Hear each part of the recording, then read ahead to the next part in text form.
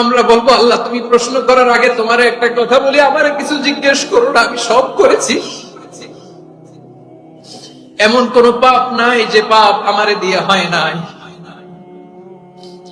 তোমার রহমত দিয়ে তুমি জান্নাতে পাঠাবা, তোমার দয়ায় জান্নাতে যেতে চাই, আমল দিয়ে না। পারবেন বলতে? কিয়ামতের দিন আমরা বলবো আল্লাহ আমার আমল দিয়ে জান্নাত চাই না, আমি তোমার দয়া দিয়ে জান্নাত চাই। তোমার দয়া ছাড়া আমার কোনো উপায় নাই। কারণ আল্লাহ যদি বিচার করে বাঁচার কারো উপায় নাই। আল্লাহ যদি বলে ফেলেন তুই এটা করলি কেন, ওখানে গেলি কেন, কোরআনে 1000 বার নিষেধ করলাম তারপরেও এই পাপে জড়ালি কেন, এরকম প্রশ্ন ছুড়ে দিলে আমার উত্তর আছে? বাঁচার কোনো উপায় আছে? রোজ হাসরে হে আল্লাহ আমার করোনা বিচার, করোনা বিচার, বিচার চাহি না তব দয়া চাহি এ গুনাহগার, করোনা বিচার। আপনার আমল দিয়ে জান্নাতে যাবেন? কি দিয়ে যাবেন? আল্লাহর দয়া দিয়ে। আল্লাহর রহম আর দয়া ছাড়া কেউ জান্নাতের চেহারাও দেখতে পাবে না। আমার প্রিয় ভাইয়েরা, এই দোয়া আল্লাহর কাছে পছন্দনীয় হওয়ার কারণ 3টা। দোয়ার প্রথম অংশে আছে তাওহীদ, আল্লাহর একত্ববাদের ঘোষণা। এই দোয়ার দ্বিতীয় অংশ আছে তাসবিহ, আল্লাহর প্রশংসা সূচক বাণী। এই দোয়ার 3 নাম্বার অংশ পাপের স্বীকৃতি। তাহলে আমরা সবাই গুনাহগার, আমরা আল্লাহর কাছে পাপের স্বীকৃতি দিয়ে বলবো ও আল্লাহ ইন্নী কুনতু মিনাজ জালিমিন, আমরা জুলুম করেছি, পাপ করেছি, অন্যায় করেছি, আল্লাহ বুঝতে পারি নাই, শয়তানের ওয়াসওয়াসায় পড়ে, বন্ধুর পাল্লায় পড়ে, নফসের খায়েশ মেটাতে যে আল্লাহ করে ফেলেছি। তুমি গুনাহ না মাফ না করলে আমাদের গুনাহ মাফ করার দ্বিতীয় কেউ নাই, ঠিক কিনা বলেন?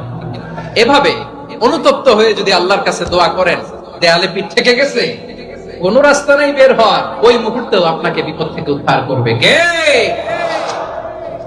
বিশ্বনবী চরম বিপদে পড়লে 2টা দোয়া পড়তেন। প্রথম হলো এটা, লা ইলাহা ইল্লা আনতা সুবহানাকা ইন্নী কুনতু মিনাল জালিমিন। এই দোয়াটা আমরা বেশি বেশি পড়ব। রাজি আছেন? সবাই আওয়াজ করে পড়ুন ইনশাআল্লাহ। আমার প্রিয় ভাইয়েরা, বিপদে পড়লে বিশ্বনবী আরো একটা দোয়া পড়তেন, লা ইলাহা ইল্লাল্লাহুল আযীমুল হালিম, লা ইলাহা ইল্লাল্লাহু রাব্বুল আরশিল আযীম, লা ইলাহা ইল্লাল্লাহু রাব্বুস সামাওয়াতি ওয়াল আরদি ওয়া রাব্বুল আরশিল কারীম। এই যে বললাম, রেকর্ড হয়ে গেছে। এখন তো আর ইনস্ট্যান্ট মুখস্থ না হলো, পরে মুখস্থ করে নেবেন। আল্লাহ ছাড়া কোনো উপাস্য নাই, তিনি সুমহান, মহা সহিষ্ণু। আল্লাহ ছাড়া কোনো উপাস্য নাই, তিনি সুমহান, আরশের অধিপতি। আল্লাহ ছাড়া কোনো উপাস্য নাই, তিনি আকাশের মালিক, জমিনের মালিক, তিনি সুবিশাল, আরশের অধিপতি। সুবহানাল্লাহ পড়েন। এই দোয়াটা কেউ যদি পড়ে যদি এর ওসিলা করে দোয়া করে, তাকে বিপদ থেকে মুক্তি দেয় কে? মনে থাকবে আপনাদের? তাহলে বিপদের প্রথম ধাক্কায় কি যেন পড়তে হয়? ইন্না লিল্লাহ। তারপরে কি বলে আল্লাহর কাছে নিজেকে সঁপে দিতে হয়? দেয়ালে পিঠ থেকে গেলে লা ইলাহা ইল্লা আনতা সুবহানাকা ইন্নী কুনতু মিনাজ জালিমিন। 2 নাম্বার হচ্ছে লা ইলাহা ইল্লাল্লাহুল আযীমুল হালিম, লা ইলাহা ইল্লাল্লাহু রাব্বুল আরশিল আযীম, লা ইলাহা ইল্লাল্লাহু রাব্বুস সামাওয়াতি ওয়াল আরদি ওয়া রাব্বুল আরশিল কারীম। মনে থাকবে? ইনশাআল্লাহ বলেন সবাই, আওয়াজ করে সবাই ইনশাআল্লাহ। অনেক সময় এমন হয়, হঠাৎ বিপদের সম্মুখীন হই আমরা, রেডি হয়ে বের হইছে অফিসে, হঠাৎ অ্যাক্সিডেন্টে পড়ে যাই, হঠাৎ পেটের ব্যথায় অজ্ঞান, এরকম হয় না? আপনাদের হয় না? বিষ্ণু ইসলাম বলেন, আকস্মিক দুর্ঘটনার বিপদ থেকে যদি কেউ বাঁচতে চায়, সকাল সন্ধ্যা যেন প্রত্যেকে এই দোয়াটা পড়ে। সকালে যদি 3 বার পড়ে, সন্ধ্যা পর্যন্ত হঠাৎ বিপদ থেকে সুরক্ষা পাবে।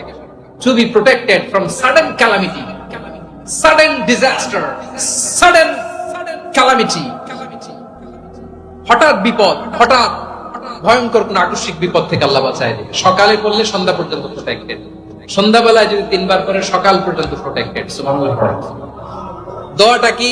দোয়াটা হচ্ছে বিসমিল্লাহিল্লাযী লা ইয়াদুররু মা'a ইসমিহি শাইউন ফিল আরদি ওয়ালা ফিস সামাই ওয়া হুয়াস সামিউল আলীম। ছোট না? অনেক ছোট, মুখস্থ করবেন। বিসমিল্লাহিল্লাযী লা ইয়াদুররু মা'a ইসমিহি শাইউন ফিল আরদি ওয়ালা ফিস সামা ওই আল্লাহর নাম নিচ্ছি যে আল্লাহর নামের বরকতে আকাশ জমিনের কোনো কিছু কারো কোনো ক্ষতি সাধন করতে পারে না। তিনি সর্বশ্রোতা সর্বজ্ঞ। সুবহানাল্লাহ পড়েন, পড়বেন এই দোয়াটা। বিসমিল্লাহিল্লাযী লা ইয়াদুররু মা ইসমিহি শাইউন ফিল আরদি ওয়ালা ফিস সামাই ওয়া হুয়াস সামিউল আলিম। ফজরের পরে 3 বার, মাগরিবের পরে 3 বার যদি কেউ পড়ে, প্রোটেক্টেড, যে কোনো হঠাৎ বিপদ থেকে প্রোটেক্টেড। প্রোটেক্ট করেন কে? ওই আল্লাহর নাম নিচ্ছি যে আল্লাহর নামের ওসিলায় আকাশ জমিনের কোনো কিছু কোনো ক্ষতি করতে পারে না। সুবহানাল্লাহ পড়েন।